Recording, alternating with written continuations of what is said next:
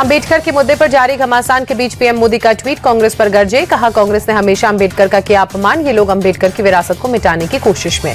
PM Modi ने कहा, कांग्रेस के झूठ उनके कुकर्मों को छिपा नहीं सकते। उन्होंने अंबेडकर को 2 बार चुनाव हरवाया, नेहरू ने उनके खिलाफ प्रचार किया था। पीएम मोदी ने कहा, हम जो कुछ भी हैं बाबा साहब की वजह से हैं। शाह ने कांग्रेस के काले इतिहास को एक्सपोज किया।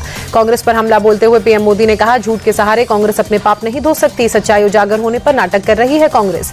पीएम मोदी ने कहा, अंबेडकर के लिए हमारा सम्मान और श्रद्धा सर्वोपरि। कांग्रेस बताए उन्होंने अंबेडकर को भारत रत्न क्यों नहीं दिया।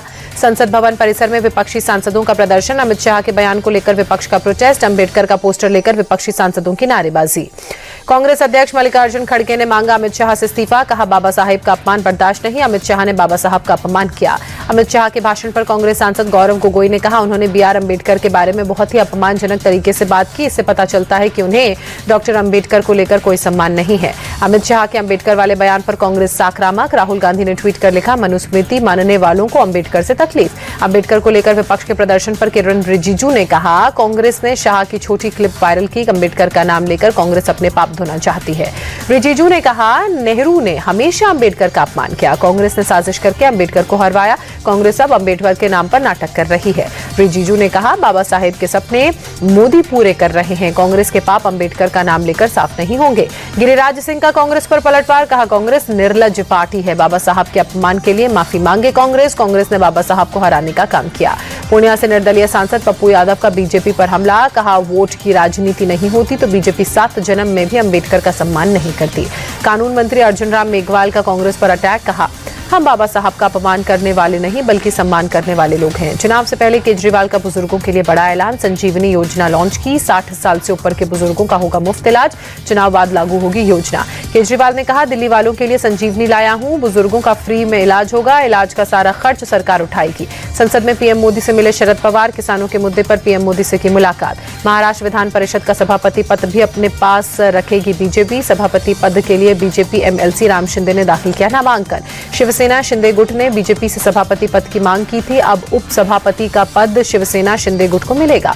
कांग्रेस के हालात पर केंद्रीय मंत्री ज्योतिरादित्य सिंधिया ने कहा, जनता ने तो साथ छोड़ ही दिया है, अब इंडी गठबंधन के साथी भी उनका हाथ छोड़ रहे हैं। एक राष्ट्र एक चुनाव को लेकर ज्योतिरादित्य सिंधिया का बयान। प्रधानमंत्री ऐसी नींव रख रहे हैं कि आने वाली कई पीढ़ियां इस कार्यकाल को याद रखेंगी। एक राष्ट्र एक चुनाव पर संजय राउत ने कहा, देश के संघीय संरचना को खत्म करने की कोशिश है, इसलिए हमने इसका विरोध किया है। एक राष्ट्र एक चुनाव विधेयक पर रामगोपाल यादव ने कहा, जेपीसी के पास के बिना ये संसद में नहीं आ सकता। विधेयक पारित होने पर संदेश। एक राष्ट्र एक चुनाव विधेयक पर हरियाणा के मंत्री अनिल विज ने कहा, यह सरकार का बेहतरीन निर्णय है। बार बार के चुनाव से देश का समय खराब होता है और पैसा बहुत लगता है। नई मुश्किल में संभल के सांसद जियाउर रहमान बल्क। पुराने मीटर की जांच में खुलासा। पिछले 5 महीनों तक बिजली का बिल 0 रहा। कड़ी सुरक्षा में नया मीटर लगाया गया। मंगलवार को भारी पुलिस बल की मौजूदगी में बिजली विभाग के कर्मचारियों ने की थी जांच। जियाउर रहमान बल्क के 3 मंजिला मकान में सिर्फ 4 किलोवाट का एक मीटर लगा था। कई महीनों से मीटर की रीडिंग भी 0 थी।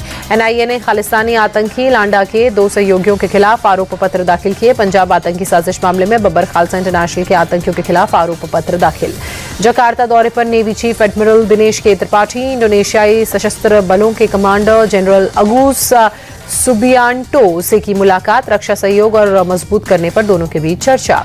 आर अश्विन ने इंटरनेशनल क्रिकेट से लिया संन्यास। गाबा टेस्ट खत्म होने के बाद संन्यास का किया ऐलान।